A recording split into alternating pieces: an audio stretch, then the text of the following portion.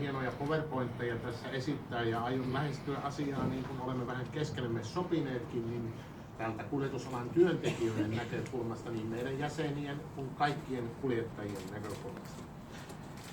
Itse olin aikanaan myös ryhmässä, joka valmisteli tätä tavaraliikennelakia virkamiesten, viranomaisten ynnä muiden kanssa. Ja silloinhan toki lähdettiin koko laissa liikkeelle muutakin kautta, että pyritään harmaata taloutta kuljetusalalla rajoittamaan, koska tiedettiin, että sitä siellä oli silloin ja on edelleen. Nämä kabotaasimääräykset oli yksi osa siitä. Niitä jo silloin tehdessä pohdittiin muun muassa yhtä tärkeää asiaa, jonka aion tässä tuoda esille. Eli se ehkä kaikkein mahdottomin valvottava asia ei liity näihin määriin, kuinka kauan täällä ollaan, onko tilapäistä, vaan millä voisi valvoa, mitä sille vaikkapa käytän esimerkkinä puolalaista kabotaasikuljettajaa maksetaan palkkaa.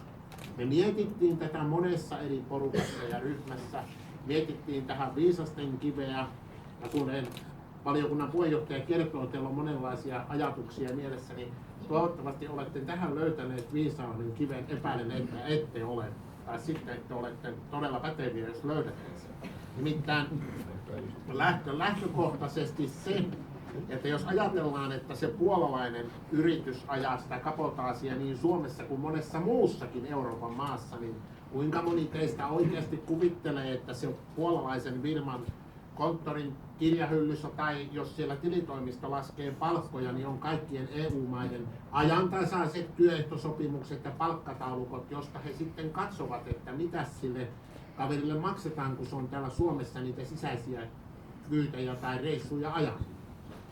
Mä olen keskustellut tästä yhden huomattavan suuren suomalaisen kuljetusliikkeen pääluottamusmiehen kanssa. En nyt sano yrityksen nimeä. Ja heillä systeemi toimii hirveän hyvin, luottamusmiehelle kerrotaan, siellä ei rikota kabotaasissa määriä, seurataan tarkkaan, että saako ajaa ja monta kuormaa on ajettu, mutta myös työnantajapuoli myöntää sen reilusti, että heillä ei ole mitään mahdollisuutta valvoa sitä, mitä sille kuljettajalle oikeasti maksetaan. Ja tästä se syntyy se harmaa talous, se mikä vie meidän kuljettajilta ne työpaikat, joka vie koko suomalaisen kuljetusalan turmioon, jos tämä vielä tämän lain muuttamisen takia laajenee.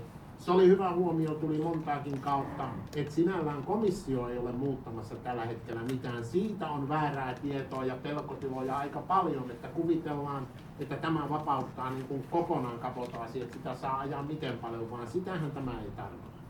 Mutta jo näissä laillisissakin ajoissa tämä palkkapuoli, sen me näemme isona ongelmana. Yhtä lailla me olemme niin AKT:nä kyselleet näiltä kuljettajilta.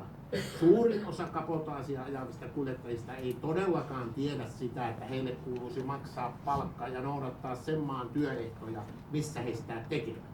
Ja sitten toisaalta, kun me vaikka AKT:n edustajana annamme sille puolalaiselle sen puolalaisen TES-esitteen, että tämän mukaan teille pitäisi maksaa, voitte olla ihan varma, kun hän esittää sen siellä kotimaassa, että seuraavan kerran kun hän lähtee, niin tämän mukaan maksetaan, niin ei hän tule koskaan enää tänne ajamaan kabotaasiin.